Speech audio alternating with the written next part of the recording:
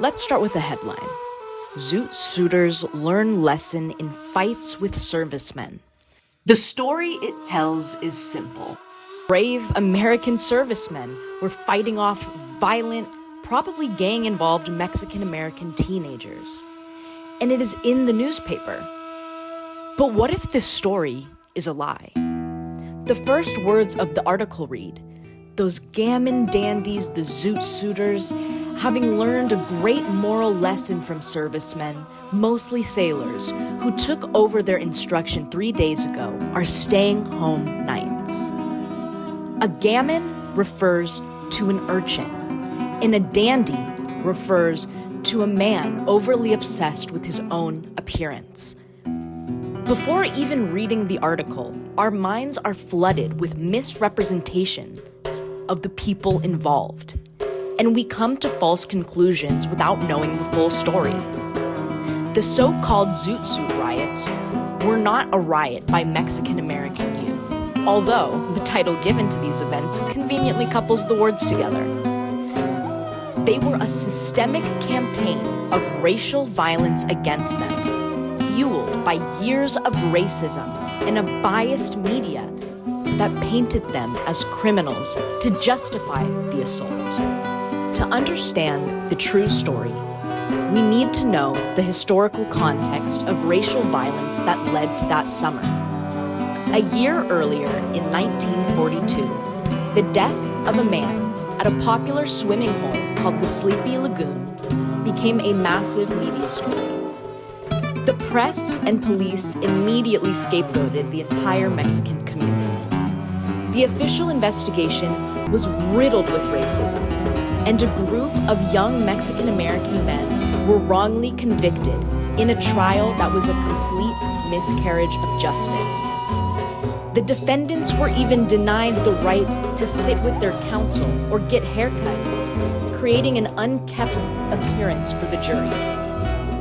This created the perfect media-driven lie that an entire race was inherently violent. When thousands of servicemen marched into East LA in June of 1943, they weren't stopping crime. Mobs of servicemen dragged youth off streetcars, pulled them out of movie theaters, and beat them with clubs and pipe, all while police often stood by or arrested the victims.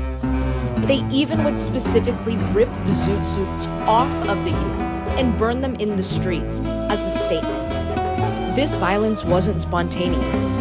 It was the result of a narrative that had been building for years, a narrative that dehumanized an entire community. Now to examine the symbol they targeted and ask the question, what is the Zoot suit? If we were to ask the Los Angeles Times article, it is a garnish costume that has become a hallmark of juvenile delinquency. But if we ask the young people wearing it, it was a powerful and political statement, a bold declaration of identity that said, "We are here, we are visible, and we won't assimilate into your narrow idea of what an American should look like." The media called them delinquents, but they were simply young people expressing their pride and belonging in a country that often rejected them. This dominant narrative also completely erased the experiences of Mexican-American women. They too were the targets of violence and harassment from the servicemen. But more importantly, they were the leaders of the resistance.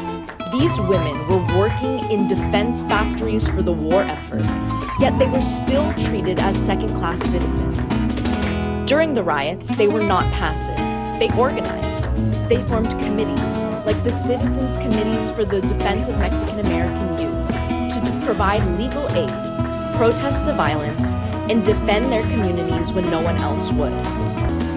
Forgetting these women means forgetting the heart of the community's fight for justice. What this narrative of the Zoot Suit riots teaches us today is to be critical of the stories we are told.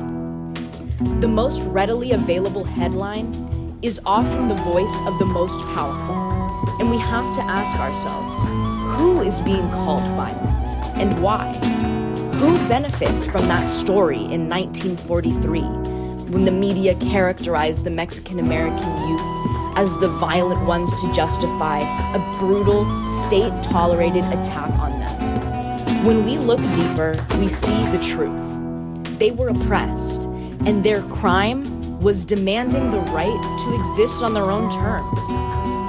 As consumers of media, we must work to uncover the power, the racism, and the resistance that those headlines tried to hide. The Zoot Suit riots teach us to always look for the story behind the scapegoat.